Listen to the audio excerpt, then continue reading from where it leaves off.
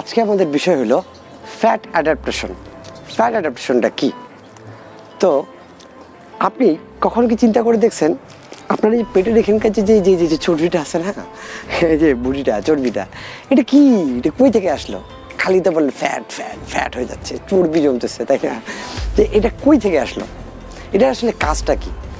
আল্লাহ এই যে চর্বিটা দিছে এটা তো নিশ্চয় কোনো একটা কাজের জন্য দিছে, নাকি খালি পেটটাকে এইভাবে মানে মোটা করার জন্য? আসলে এটা বুঝতে পারতেছেন না? আচ্ছা, এইটা হলো ফ্যাট। আসলে এটা ফ্যাট, চর্বিটার কাজ কি? আল্লাহ এটাকে কেন দিছে? অ্যাকচুয়ালি এটা হলো আমাদের পেটের মধ্যে, আপনি ধরতে পারেন এটা হলো একটা পাওয়ার ব্যাংকের মতো। পাওয়ার ব্যাংক আপনার সাথে আছে, আপনি যতটুকু খাইলেন ততটুকুতে আপনার মানে যতটুকু চার্জ দিচ্ছেন বা মোবাইল চলতেছে, বাদ বাকি যদি মোবাইলের চার্জ শেষ হয় তাহলে এই পাওয়ার ব্যাংকের পাওয়ার দিয়ে আপনি চলবেন। তো আমাদের পেটের এখানে যে চর্বিটা জমছে সেটা হলো পাওয়ার ব্যাংকের মধ্যে আমাদের এনার্জি, প্রচুর পরিমাণে শক্তি আমাদের পেটের আশেপাশে, তারপরে মুখে, গলায়, বিভিন্ন জায়গায় জমা হয়ে আছে। এই জমাকৃত শক্তিটা এটাই হলো কিন্তু চর্বি। তো এটার আসলে কাজ কি? কাজ হলো আমরা যখন কোনো কিছু খাই বা কার্বোহাইড্রেটটা যখন আমরা খাই, তখনকার কোনো খাবার খাইলে সেটা থেকে একটা হলো আমাদের ডাইরেক্ট শক্তি বা এটিপি উৎপাদনের জন্য আমাদের রক্তে চলে যায়, ঠিক আছে, শক্তি।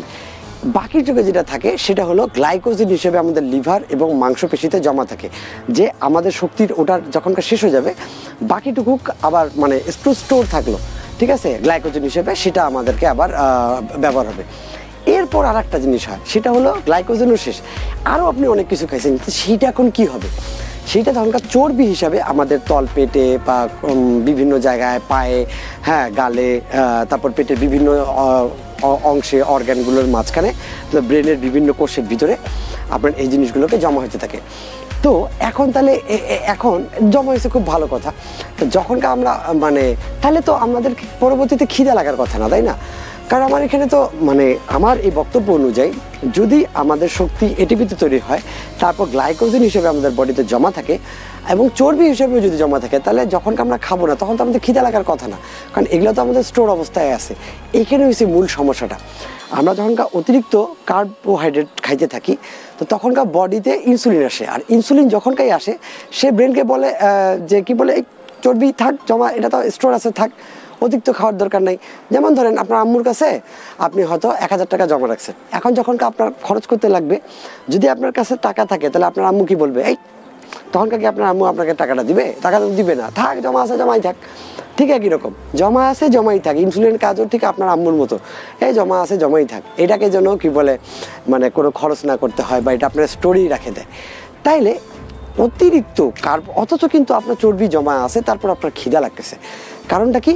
কারণ আপনি ফ্যাট অ্যাডাপ্টেড না, কারণ আপনার শরীরের চর্বিগুলোকে আপনি ব্যবহার করতে পারতেছে না, যার কারণে আপনাকে খিদা লাগতেছে, আবার খাচ্ছেন, কারণ কার্বোহাইড্রেট খাচ্ছেন, আপনি অতিরিক্ত কার্বোহাইড্রেট খাচ্ছেন, আপনার বডি এখন ফ্যাটকে মেটাবলিজম করতে পারতেছে না।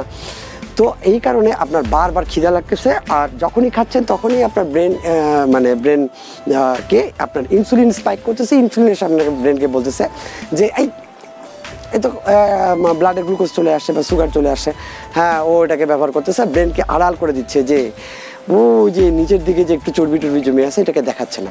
যাক, আমি আমি এটাকে নিয়ে আরও ডিটেলস ভিডিও বানাবো।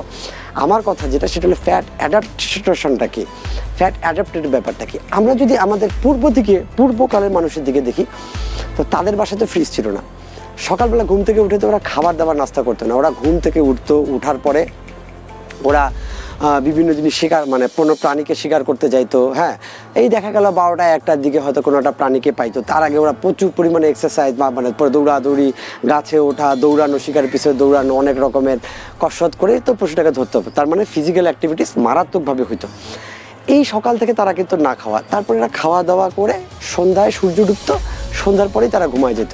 তার সন্ধ্যা 6টা বা 7টার পর থেকেই তারা ঘুমায় যেত, একবারে পরের দিন হয়তো দুপুর 12টা 1টা 2টা পর্যন্ত তাদের কোনো কিছু খাইতে হইতো না। তার দেখেন, তারা কিন্তু টোটাল একটা ফাস্টিং আওয়ারের মধ্যে থাকতো, তারা একটা রোজা থাকতো বা ফাস্টিং করতো বা না খেয়ে থাকতো। এই জিনিসটা কি, তারা যখন খাইতো পেট ভরে খাইতো, যখন খাইতো না তারা ফাস্টিং করতো। এর কারণে তাদের বডির মধ্যে ফ্যাট মেটাবলিজমটা চালু থাকতো। আচ্ছা, তার আগে মেটাবলিজমের ব্যাপারটা একটু ক্লিয়ার করি। আমাদের দুটো মেটাবলিজম আছে, একটা গাড়িকে দুভাবে চালানো যায় না, একটা হলো গ্যাসে চালানো যায়, একটা হলো তেলে চালানো যায়।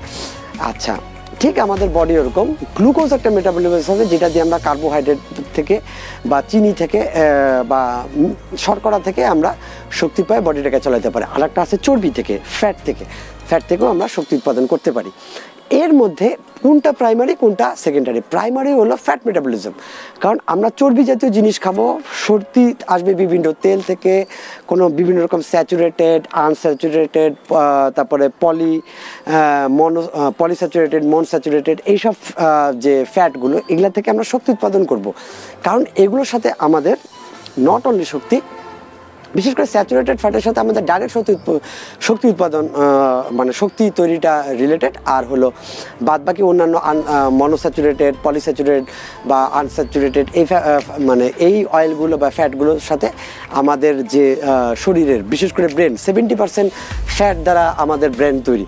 আমাদের যে রগগুলো, হ্যাঁ, এগুলো হলো আপনার চর্বি দ্বারা তৈরি। আমাদের ধরেন যে কি বলে প্রতিটা কোষের বাই লিপিড যে লেয়ারটা বা আপনার কোষ প্রাচীরটা বলেন বা কোষের যে প্রাচীরটা আর কি, এটা সম্পূর্ণ কোলেস্ট্রল বা ফ্যাট দ্বারা তৈরি। তাহলে আপনাকে তো খাইতেই হবে, কিন্তু কার্বোহাইড্রেট দিয়ে শুধু শক্তি ছাড়া কার্বস অন্য কোনো কাজে আমাদের শরীরে ব্যবহার হয় না। শুধুমাত্র হ্যাঁ, আমাদের ব্রেনেও কিন্তু চলতে কার্ব লাগে, কিন্তু ওটা একটা রেশিও আছে। ব্রেনের জন্য বেটার ফুয়েল আছে। আমি ব্রেন ফাংশন নিয়েই একটা ভিডিও করব, সেটা যাতে আপনারা ক্লিয়ারলি বুঝতে পারেন, তার জন্য আমি ফ্যাট অ্যাডাপ্টেশন নিয়ে আজকে ভিডিওটা করতেছি। নাহলে এই ফ্যাট অ্যাডাপ্টেশন ভিডিও করার আমার কোনো ইচ্ছা তেমন ছিল না। আপনি কীভাবে আপনার ব্রেনকে বুস্ট আপ করবেন সেটা নিয়ে একটা ভিডিও করতে চাচ্ছি, কিন্তু সেটাকে ক্লিয়ার করার জন্য আমি এটা হলো পার্ট 1 একটা বানাচ্ছি, ধরেন যেটাতে আপনি ফ্যাট মেটাবলিজম বা ফ্যাট অ্যাডাপ্টেশনের ব্যাপারটা বুঝবেন, যাতে ফ্যাট অ্যাডাপ্টেড হওয়ার পরেই আপনি আপনার ব্রেনকে ফুয়েল দিতে পারেন এবং আপনার ব্রেন যাতে কিটোন বডি দ্বারা পরিচালিত হয় এবং আপনার ব্রেন যাতে মারাত্মক পরিমাণের ফাস্ট হয়ে যেতে পারে। তাইলে ফ্যাট অ্যাডাপ্টেশনের ব্যাপারটা আচ্ছা, আমাদের তাহলে দুটো মেটাবলিজম, একটা হলো আপনি কার্বোহাইড্রেট দিয়ে, এটা হলো ইমার্জেন্সিতে আপনার অবশ্যই আপনার গ্লুকোজ মেটাবলিজম লাগবে বা আপনার কার্ব মেটাবলিজমটা লাগবে বা সুগার লাগবে, কিন্তু বাদবাকি টাইমে আপনার অবশ্যই ফ্যাটকে খাইতে হবে। এখন আমরা এত বেশি কার্বোহাইড্রেট খাচ্ছি যে কার্বোহাইড্রেটটা অতিরিক্ত খাইতে আমাদের শরীরে একটা বিষক্রিয়া সৃষ্টি করতেছে, যার ফলে বডি আর কোনোভাবে ওই ফ্যাট মেটাবলিজমে ঢুকতে পারতেছে না। এখন তাহলে ফ্যাট মেটাবলিজমে ঢুকতে আপনাকে ফ্যাট অ্যাডাপ্টেশনটা করতে হবে। ফ্যাট অ্যাডাপ্টেশনের জন্য কি করতে হবে? আপনাকে 7 দিন আপনাকে এক প্রকারের ডায়েটে থাকতে হবে, এক প্রকারের খাবার খাইতে হবে। সেটা কি? এই 7 দিন আপনি সর্বোচ্চ 10% শর্করা খাবেন, তাও ভালো শর্করা। সেটা কোনো ভাত, চাল, আটা, রুটি, পায়েস, হ্যাঁ, কোনো চিনি জাতীয় খাবার এগুলো থেকে আসবে না। বিশেষ করে ভাত এবং রুটিতে টোটালি বাদ দিয়ে দিতে হবে আপনার। তাহলে এখন ভাত আর রুটিগুলো ছাড়া তাহলে আপনি শর্করাটা কোথা থেকে পাবেন? শর্করাটা পাবেন আপনি হলো শাক আর সবজি থেকে, কারণ শাক আর সবজির মধ্যে যে শর্করাটা আছে সেটা ব্লাডে সেই পরিমাণ ইনসুলিনকে স্পাইক করে না। এর সাথে আপনাকে খাইতে হবে প্রায় 70% খুব ভালো ফ্যাট, যেমন সেটা হতে পারে সরিষার তেল, যেমন এটা হতে পারে অলিভ অয়েল, ডিমের কুসুম।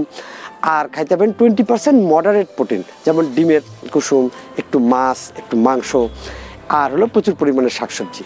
তাহলে ফ্যাট অ্যাডাপ্টেশন করার জন্য এই টাইপের খাবার আপনাকে 7 দিন প্রচুর পরিমাণে খাইতে হবে। যখনকার বডি দেখবে যে আপনার বডিতে আর কোনো কার্বোহাইড্রেট ঢুকতেছে না বা ঢুকলেও খুব কম ঢুকতেছে, ওটাকে আপনি হয় এক্সারসাইজ করে বার্ন করে ফেলতেছেন এবং আপনি একটা নির্দিষ্ট টাইম ফাস্টিং করতেছেন। তাহলে আপনার বডিতে ওই আপনার গ্লুকোজ বার্ন হয়ে যাবে, তারপর আপনার গ্লাইকোজেন বডির বার্ন হয়ে যাবে। এরপর বডি খোঁজা শক্তি করবে যে আর কি আছে, তখন বডি ফ্যাট বার্ন করে চলার চেষ্টা করবে। প্রথমে কি করবে? প্রথমে আপনার বডি থেকে কার্বোহাইড্রেট থেকে যে শক্তিটা উৎপাদন হয়েছে সেটা এটিপিতে খরচ হয়ে যাবে। এরপরে বডিতে লিভারে যে গ্লাইকোজেনটা স্টোর ফর্মে আছে সেটাও বার্ন হয়ে যাবে। তারপরে যখন আরও কোনো শক্তি পাবে না, তখনকার বডি ওই ফ্যাটকে মেটাবলাইজ করে ফ্যাটটাকে বার্ন করবে। যেই বডি আপনার ফ্যাট বার্ন করা শুরু করলো, আপনার ওই আপনি যে ঘি খাইছেন, আপনি যে ডিমের কুসুম খাইছেন, আপনি যে বাদাম খাইছেন, আপনি যে এটা খাইছেন, এগুলো থেকে যখন আপনি খাবারগুলো খাচ্ছেন, সেগুলো থেকে যখন চলা শুরু করলো, তখন বডি দেখবে যে আরে আমার বডিতে তো অনেক শক্তি অলরেডি আছে, অনেক ফ্যাট অলরেডি আছে, তাহলে আমার এক্সট্রাভাবে খাওয়ার দরকার কি? তখন আপনার ক্ষুধাটা যাবে কমে। আর তখনই আপনি ফ্যাট অ্যাডাপ্টেশনের মধ্যে চলে যাবেন। এই ব্যাপারটাকে ফ্যাট অ্যাডাপ্টেশন বলে। কি খাওয়া যাবে কি খাওয়া যাবে না এটা নিয়ে আমি ফ্যাট অ্যাডাপ্টেশন আরেকটা পার্ট করব। তো সেখানে আপনি বুঝতে পারবেন যে ফ্যাট অ্যাডাপ্টেশনটা কীভাবে করতে হয়। হয়তো ভিডিওটার নাম দেবো ফ্যাট অ্যাডাপ্টেশনে কী খাওয়া যাবে কি খাওয়া যাবে না। তো আমি ওখানে আরও ডিটেলস আলোচনা করব। আমার আজকের আলোচনা যা বোঝেননি বা কোনো কিছু বুঝতে যদি সমস্যা হয়, আপনাদেরকে রিকোয়েস্ট থাকলো ডক্টর জাহাঙ্গীর স্যারের ভিডিওগুলোকে দেখার জন্য, অথবা আপনি আমাকে কমেন্ট করেন, আমি নেক্সট ভিডিওতে এটাকে আমি আরও বেশি ব্যাখ্যা করার চেষ্টা করব। ফ্যাট অ্যাডাপ্টেশন যখন আমার হয়ে যাবে তখন আমরা টোটালি মানে আমাদেরকে এই যে ক্ষুধা লাগার যে একটা রোগ সৃষ্টি হয়েছে সেটা লাগবে না। আপনি লং টাইম পর্যন্ত না খায় থাকতে পারবেন। সবথেকে বড় ব্যাপার, আপনার তেলের গাড়ি তেলেই চলবে। আপনি একটা তেলের গাড়িকে যদি আপনি গ্যাসে চালান, সে গাড়ি কি বেশি দিন টিকবে? যেরকম টিকবে না। ঠিক একই রকম আমাদের যে বডি, সেটা চলার কথা যে ফুয়েল দিয়ে, আমরা চালাচ্ছি আরেকটা ফুয়েল দিয়ে, যার কারণে এত সমস্যা। আরও এক্সপ্লেন করবো ইনশাল্লাহ। ভালো থাকবেন, সুস্থ থাকবেন। আসসালামু আলাইকুম।